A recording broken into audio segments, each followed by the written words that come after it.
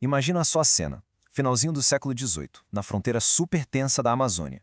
Um governador português está ali vivendo um verdadeiro pesadelo. E não era uma guerra, não era uma invasão. Era um medo. Um medo tão grande que ameaçava botar todo o projeto colonial abaixo. E a forma como ele descreveu esse medo é com uma frase que, olha, é de arrepiar. Então, vamos direto ao ponto. A frase é essa aí.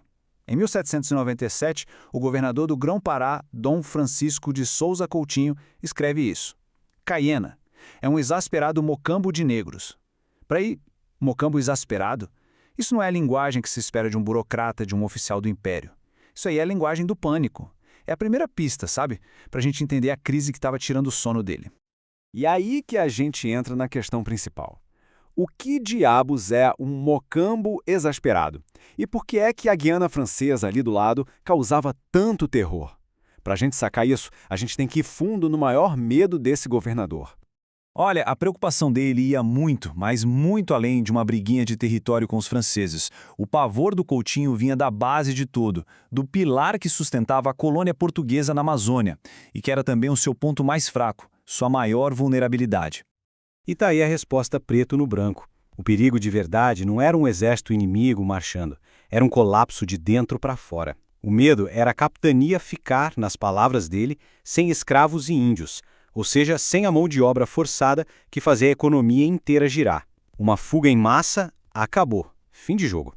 Ok, para entender de onde vinha esse medo todo, a gente precisa dar um passo para trás e olhar o mapa. A Amazônia naquela época era um baita tabuleiro de xadrez e tinha duas potências europeias movendo as peças. Durante décadas, Portugal e França ficaram ali, numa disputa tensa pelo controle da foz do rio Amazonas. De um lado, Portugal com a colônia do Grão-Pará tentando segurar o que era seu. Do outro, a França com a Guiana Francesa e sua capital Caiena, sempre de olho em como expandir sua influência. E bem no centro dessa defesa portuguesa a gente tem essa fortaleza aí, a fortaleza de São José de Macapá. Diziam que era a mais potente de todo o Brasil. E olha a ironia, foi erguida com o suor e o sangue de milhares de africanos escravizados. Era para ser o símbolo do poder português, a grande muralha contra os franceses. Só que aí, um evento que aconteceu a milhares de quilômetros de distância mudou completamente as regras do jogo. Foi tipo uma faísca que estava prestes a botar fogo em tudo, a incendiar essa fronteira amazônica. Funciona assim, ó. Em 1789, estoura a Revolução Francesa. Aí pula para 1794 e vem a bomba. A França simplesmente abole a escravidão em todas as suas colônias. De uma hora para outra, a Guiana Francesa, a vizinha ali do lado, deixou de ser só uma rival. Ela virou algo infinitamente mais perigoso para a ordem escravista de Portugal. E essa é a virada de chave. A fronteira que era só uma linha de disputa militar virou uma fronteira de ideias. Do outro lado do rio não tinha mais só um outro império. Tinha a promessa real, legal e imediata de liberdade. E isso leva a gente para o coração da história, as pessoas. Os indivíduos que arriscaram tudo, absolutamente tudo, por uma única chance de serem livres. E a jornada deles era uma coisa de louco, de perigosa. Para a gente entender essa resistência, tem que entender o que era um macambo. E olha, não era só um esconderijo no meio do mato. Não mesmo. Eram verdadeiras comunidades, organizadas por quem conseguia fugir. Eram centros de resistência, que não só acolhiam as pessoas, como também organizavam ataques para libertar mais gente. Era um contra-ataque. A determinação dessa gente era uma coisa de outro mundo. Pensa só, tem relatos de fugitivos que pegaram canoas roubadas e remaram por mais de 70 léguas. Isso dá centenas de quilômetros.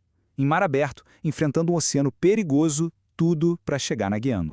E essa jornada era um pesadelo, né? Não era só o mar agitado.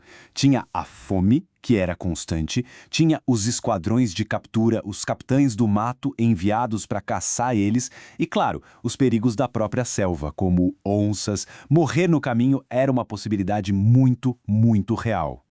As autoridades portuguesas, claro, tentaram de tudo. Começaram a espalhar histórias de terror, de fugitivos que morreram de fome, que foram devorados por bichos, tudo para meter medo e desencorajar novas fugas. Só que não funcionou. A ideia de liberdade era forte demais. Era mais forte que o medo de uma morte horrível. As fugas não só continuaram, como aumentaram. E essa crise toda, essa onda de fugas, levou uma das coisas mais irônicas dessa história. Para tentar se defender, as autoridades coloniais fizeram uma aposta muito arriscada. Uma estratégia que, no fundo, podia destruir o próprio sistema que eles queriam proteger. A real é que faltava soldado europeu. Então, tanto os portugueses quanto os franceses começaram a fazer algo que era impensável. Eles começaram a armar homens negros, inclusive os escravizados, para defender as fronteiras. Pensa na loucura, eles estavam dando armas para as mesmas pessoas que eles oprimiam todos os dias. E claro, as motivações eram totalmente diferentes. Para os colonizadores, armar homens negros era uma jogada de desespero, uma necessidade tática. Mas, para os homens escravizados, se alistar no exército era uma das pouquíssimas chances de conseguir a liberdade legal, a tal da alforria. E quem sabe, ter alguma chance de subir na vida. E a diferença na abordagem era gigante. Tem um relato de um oficial português que ficou simplesmente chocado quando viu que do lado francês, os soldados negros não eram só usados como bucha de canhão. Eles recebiam os ideais da Revolução: liberdade, igualdade, fraternidade. Podiam até ter cargos públicos. Para Portugal era só uma ferramenta, para a França era um ato revolucionário. Beleza, então. Vamos amarrar tudo isso. O que essa história toda nos diz sobre poder e sobre quem de fato faz a história andar? O ponto principal é este. A resistência, as fugas, a criação dos mocambos, isso não foi só uma historinha paralela. Não foi uma consequência das decisões dos impérios. Foi o contrário. Foram essas ações que forçaram a mão dos governadores, que obrigaram os impérios a reagir. A resistência veio primeiro. E aí a gente volta lá para o começo.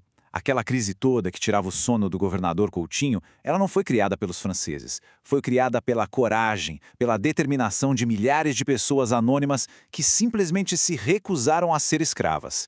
Foram elas que, na prática, transformaram a fronteira naquele mocambo exasperado.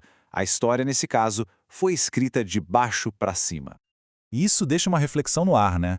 A gente sempre olha para os grandes conflitos da história e foca nos generais, nos reis, nos governadores. Mas isso é força que realmente decide o jogo ver justamente daqueles que a história oficial tenta apagar. As pessoas que, mesmo sem chance nenhuma, arriscam tudo que têm pela liberdade.